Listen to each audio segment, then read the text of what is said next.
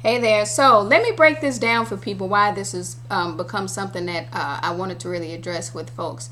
The reason, if you recall, that I am the way I am when I'm calling out certain coaches that are working with kids. Now, you see me go in on some of the coaches' kids because you don't understand the history of what had happened with this same team when we first got on it.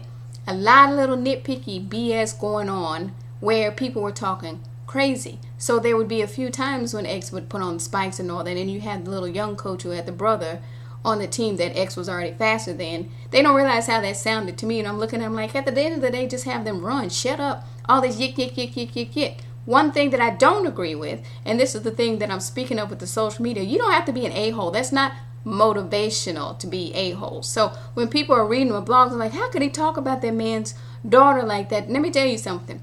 A lot of those dynamics were at play before we even joined that team. And I didn't get it until we joined. And I'm looking going, why are they nitpicking X the way they are? And then they constantly had him running against his daughter. So I can't care who said what at that point. What I know is you're not going to use X as some benchmark. And that's why I'm willing to say it. And they get cocky with it. Well, like, she almost, but if you're not giving him the same level of coaching that you give to your own child, I don't respect you. So I'm not scared to say that, and understanding something too.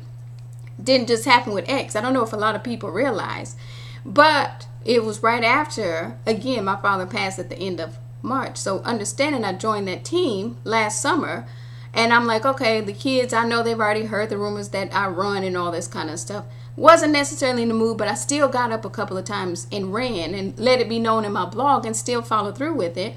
And the girls were excited, and so it's still one of those things where they don't even get. I'm looking at these grown people, a few of them, even then, critiquing even how I was supposedly running and not running. I'm like, I haven't seen not one of them run.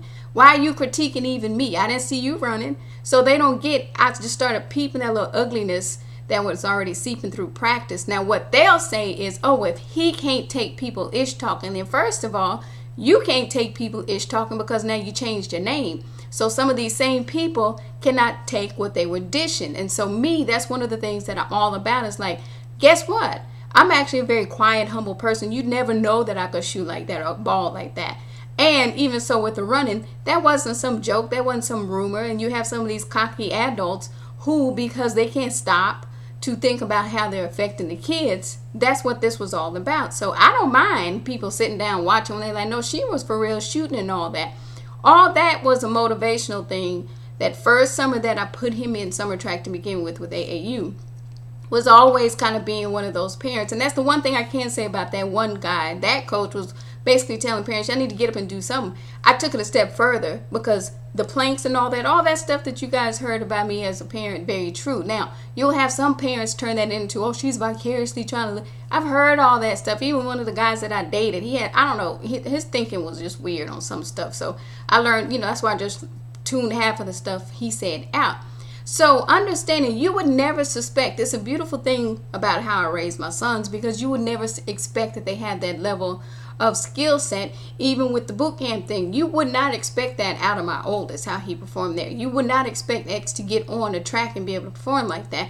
You would not expect that he can go into a new position in football and perform like that, because of the fact that he's not going to sit there and always be doing this. Like, no, I didn't. He's so self-aware about his stuff. The games, he was like, dang, this corner I have to adjust a little bit. It's new to me. I noticed they were putting two people on me, though. No, they did that on purpose. And so changing his mindset into understanding, if they did that, it means they think you're a damn good athlete. And if they target you, they felt like they could win. And that's what happened, to the point that they literally had to get the varsity football coaches out there. So all this stuff that you see me blogging is very real. And so now with him, when I talk about that suppression, it is because of the fact that I think people need to get back to the point where you have the humble athletes. Basically, that's more of a leadership than the boastful ones, because there's nothing more embarrassing than somebody boastful that cannot carry the weight that they said they could. And so with him, and again, this is why I check some of the coaches. I'm like, you need to stop and really assess performance, as opposed to, oh, so-and-so's dad is Mr. This or blah, blah, blah. Who cares? Because what's happened now, this full circle that's happened with this whole thing with track, when you can go look at these times that they're having, right?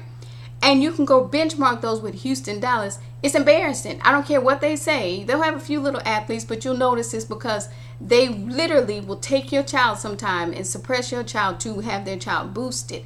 Not good. So understanding all those seconds that X shaved off, right, that last season with them, that was going to happen whether he was with them or not. That's the thing that they didn't understand. That's an arrogance that started happening with them. I'm like, no, you don't get it. That was going to happen anyway. I'm the one who told them this is nothing, just to give him a few weeks of just running, but he can just run anywhere. So naturally, when you have an arrogance start to seep out, we're like, well, he needs this and that. He didn't have that last year, and he shaved off all those seconds. So you have to understand, when you talk about humble people that don't feel the need to follow like a little sheep, they will get mad. But I have to, again, just summarizing this and letting them know, you all forgot how petty you were, even when he was there, even when I got up and ran, and you guys call yourself trying to critique me and all that stuff. So I have to remind them that's not cool.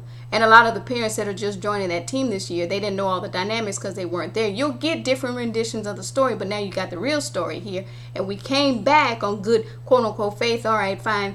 All teams going to have some kind of drama, but now y'all know the history of that. And so when I tell you there's about 4 or 5 boys that did not come back, there's a reason. When I tell you, when I pulled X and you see 2 or 3 boys like, no, we out too, there's a reason for that. Those same boys from last year already knew what really happened. So understand, watch how people react when I say or do certain things with X, because they know, okay, she gonna keep it 100. That's real.